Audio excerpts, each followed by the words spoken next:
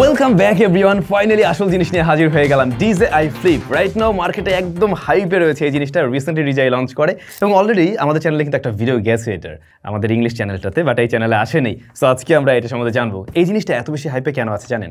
DJI Neoর কথা মনে আছে, যেটা মানে যে কেউ চাইলে খুব সহজে উড়িয়ে ফেলতে পারে, কন্টেন্ট ক্রিয়েটরদের জন্য টার্গেট করে আসছিল। এটা হলো তার এই বড় ভাই আপডেটেড ভার্সন, যেখানে আমরা দেখছি ফোল্ডেবল ডিজাইন, যেটাকে ফ্লিপ করে রাখা যায়। এমনকি এই জিনিসটা উড়ানো খুবই সহজ, মানে যে কোনোদিন ড্রোন উড়ান নেই সেও চাইলে উড়াতে পারবেন। এছাড়াও 4K 60 FPS এবারে কিন্তু ভিডিও রেকর্ড করতে পারবেন। আরও বেশ কিছু নতুন সুবিধা যোগ হয়েছে, যেগুলো কিনা আমরা DJI Neoর ক্ষেত্রে বলছিলাম কমতি রয়েছে, সেই সমস্ত জায়গাগুলোই পুষিয়ে দেওয়া হয়েছে। ইভেন ব্যাটারিও বড়সড় করা হয়েছে, যে কারণে আপনি অনেক লং টাইম ফ্লাই করতে পারবেন। তো চলেন খোলা যাক।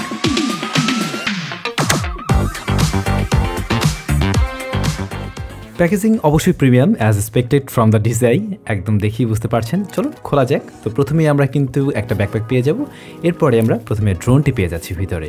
আর ড্রোন ভাই দেখতে কেমন লাগছে, ওই যে হুইল চেয়ারের মতো, রাইট? তবে হ্যাঁ, জিনিসটা দেখতে বা ধরতেও বেশ প্রিমিয়াম, মানে দেখে হয়তো আপনার হালকা পাতলা লাগতে পারে, বাট এটা কিন্তু বেশ প্রিমিয়াম একটা ফিল দিবে আপনাকে অবশ্যই, এবং সেটা আপনি হাতে নিলে খুব সহজেই বুঝতে পারবেন।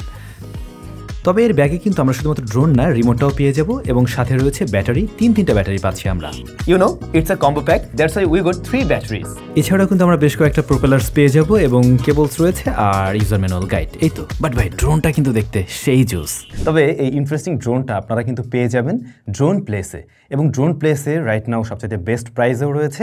আবার যারা স্যামসাং চ্যানেলের সাবস্ক্রাইবার তাদের জন্য স্পেশাল কিছু ডিসকাউন্ট তো অবশ্যই থাকবে। ড্রোন প্লেসের ইনফরমেশন ভিডিও ডেসক্রিপশনে দেওয়া আছে, তাদের সব রয়েছে কিন্তু ধানমন্ডিতে, এবং ভিডিও ডেসক্রিপশনে একটু দেখে নেবেন এটার কারেন্ট প্রাইস, প্লাস হচ্ছে গিয়ে তাদের সবের ডিটেল, এমনকি ম্যাপের লিঙ্কটাও দেওয়া আছে। এইটার ডিজাইন, বিষয়বস্তু সবকিছু দেখে খুব ভালো করেই বোঝা যায় DJI-এর যে ইঞ্জিনিয়ার রয়েছে তারা খুব ভালো করে চিন্তা ভাবনা করে এই জিনিসটা বানাইছে। মজার ব্যাপার হচ্ছে এর প্রোপেলারগুলো যখন কিনা আপনি আনফোল্ড করছেন, এই যে এভাবে, এটা কিন্তু অটোমেটিক অন হয়ে যায়। এটা কিন্তু অন হয়ে গেছে, এই যে। তো আপনাকে অন করার জন্য আলাদা মানে বাটন চাপতে হচ্ছে না বা সময় নষ্ট করতে হচ্ছে না, যেহেতু এই জিনিসটা আসলে ফোল্ডেবল অবস্থাতেই থাকে। ইন্টারেস্টিং না? ডিজাইনের দিক থেকে এই ড্রোনটা একেবারেই ইউনিক। নিওর ক্ষেত্রে আমরা যেটা দেখছিলাম, প্রোপেলার থেকে বেশ ভালো একটা সাউন্ড দেয়, কারণ ওইটার প্রোপেলারগুলো বেশ ছোট ছিল, যে কারণে অনেক বেশি শব্দ হতো। কিন্তু এটার ক্ষেত্রে প্রোপেলারগুলো অনেক বড় করা হয়েছে, যে কারণে নয়েজটা অনেক কম দেয়। এই ব্যাপারটা আপনার কাছে ভালো লাগবে আশা করছি। তবে সামনের প্রোপেলারে দুইটা লেগ থাকলেও পিছনের প্রোপেলারে কিন্তু সেরকম কোনো ব্যবস্থা নেই। যখন কোনো ফ্ল্যাট সার্ফেসে রাখা হচ্ছে, সরাসরি কিন্তু প্রোপেলারের উপরেই প্রেশার পড়ছে। এখন এতে করে ভেঙে যাওয়ার পসিবিলিটি তো নেই, বাট কোনো ঘাস বা যখন কিনা কোনো পাতাটা তার উপরে পড়বে, তখন কিন্তু পাতাটা ভিতরে ঢুকে যেতে পারে, যেটা একটু বিরক্তির কারণ বা প্রোপেলারের সাথে হয়তো লাগতে পারে আর কি। তো সেক্ষেত্রে আমার মনে হয় এই ড্রোনটা যেহেতু আসলে মানে জাস্ট রান অ্যান্ড গান ইউজ করার জন্য তৈরি করা হয়েছে, হাতের উপর থেকে ফ্লাই করা যেতে পারে, এবং হাতে তাতে কোনো সমস্যা হবে না, কারণ প্রোপেলার গার্ড দেওয়া রয়েছে। সো আপনার হাত ভিতরে যাচ্ছে না, ওটা নিয়েও প্যারা নেই। DJI কিন্তু এর ওজন 250 গ্রামের নিচে রেখেছে, যে কারণে আপনি চাইলে এটাকে নিয়ে যে কোনো দিশেই মুভ করতে পারছেন, এবং খেলনা ড্রোন হিসেবেও চালিয়ে দেওয়া যায়। DJI ক্লেম করছে RC2 এর সাথে কানেক্ট করার পর আপনি 13 কিলোমিটার্সের মতো ফ্লাইট ডিস্টেন্স পাবেন। তো আমি আসলে অতটা দূরে টেস্ট করে দেখিনি, জাস্ট আমি ঢাকায় আমার বাসার সাথে থেকে উড়িয়ে দেখছিলাম। তো দেখা যাক, এটা নিয়ে আমরা আউটডোরে অবশ্যই যাব খুব শীঘ্রই, এবং তখন ওইভাবে ফ্লাই করে দেখবো আসলে ফ্লাইট ডিস্টেন্স কতটা পাওয়া যাচ্ছে। আর RC2 এর সাথে কিন্তু যে মনিটরটা থাকে আপনারা জানেন, যে কারণে আলাদা করে মোবাইলের ব্যবহার করার প্রয়োজন পড়ে না। এটার স্ক্রিনেই বেশ ভালোভাবে একটা ভিজিবিলিটি পাওয়া যায়, এবং ডিরেক্ট সানলাইটে বা আউটডোরেও দেখার একেবারেই উপযোগী। এটা নিয়ে তো নতুন করে কিছু বলার নেই। তবে আপনি অবশ্যই ফোনের সাথেও কানেক্ট করে এই ড্রোনটাকে ফ্লাই করতে পারবেন। এবং যদি ফোনের সাথে কানেক্ট নাও করতে চান, কোনো সমস্যা নেই, কোনো কিছু ছাড়াই এটাকে উড়ানো যাবে। যেমনটা আমরা DJI Neoর ক্ষেত্রে দেখছিলাম, যে কোনো কিছু ছাড়াই আমরা চাইলে ওটাকে ফ্লাই করতে পারি। আই মিন রিমোট বা স্মার্টফোন, মানে এটাতে ডেডিকেটেড কয়েকটা মোড দেওয়াই আছে, লাইক ড্রোনি, সার্কেল, রকেট, হাইলেক্স, তারপর স্পটলাইট। এই ধরনের যে মোডগুলো রয়েছে সেগুলোর জন্য কিন্তু আলাদা কোনো রিমোট ব্যবহার করার প্রয়োজন পড়ে না। আপনি সরাসরি এই ড্রোন থেকেই ওই কন্ট্রোল নিতে পারেন। লাইক এই যে এইটার যে মেমোরি কার্ডের বাটনটা যে পাশে আছে, বা টাইপ সি পোর্ট, এই পাশের যে বাটনটা, এটাতে যদি আপনি ক্লিক করেন, সেক্ষেত্রে দেখবেন যে একটা করে মোড চেঞ্জ হচ্ছে, এবং যে মোডে নিচ্ছেন ওইটাতে গিয়ে জাস্ট এটা একটু কিছু সময়ের জন্য চেপে ধরে রাখলেই এটা দেখবেন অটোমেটিক সেই মোডে আসলে রান করছে আর কি।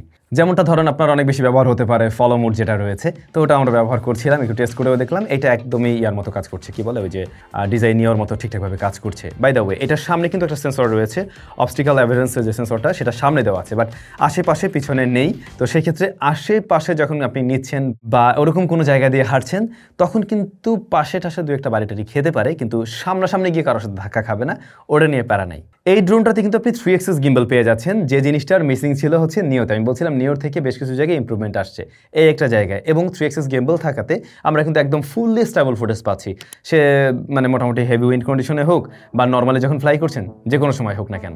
এবারে কিন্তু ভিডিও রেকর্ড করা যাচ্ছে 4K 60 FPS এ। তার মানে আপনি বেশ স্মুথ ফুটেজ পাচ্ছেন উইথ গুড রেজলিউশন, রাইট? তো এই জিনিসটারও কিন্তু কমতি ছিল নিওতে আমরা 4K 30 FPS এ বোধহয় পেয়েছিলাম। তো এইখানে যে সেন্সরটা রয়েছে এটার সাইজ হলো 1/1.3 ইঞ্চ, যা সর্বোচ্চ 4K 60 FPS HDR এ ভিডিও দিতে পারে। আবার আপনি চাইলে 48 মেগাপিক্সেল মোডে ছবিও তুলতে পারবেন এর থেকে। তাছাড়া ডিজের 10 বিট ডিলক এমএও আপনি রেকর্ড করতে পারবেন, পরবর্তীতে চাইলে কালার কারেকশন করে নিয়ে নিজের মতো করে ব্যবহার করতে পারবেন। ফুটেজ দেখে খুব সহজেই বোঝা যায় নিও থেকে এখানে কিন্তু ইমপ্রুভমেন্ট অনেকটাই এসছে, বিশেষ করে স্ট্যাবিলিটি, এমনকি ফিল্ড অফ ভিউ বেশি পাওয়া যাচ্ছে।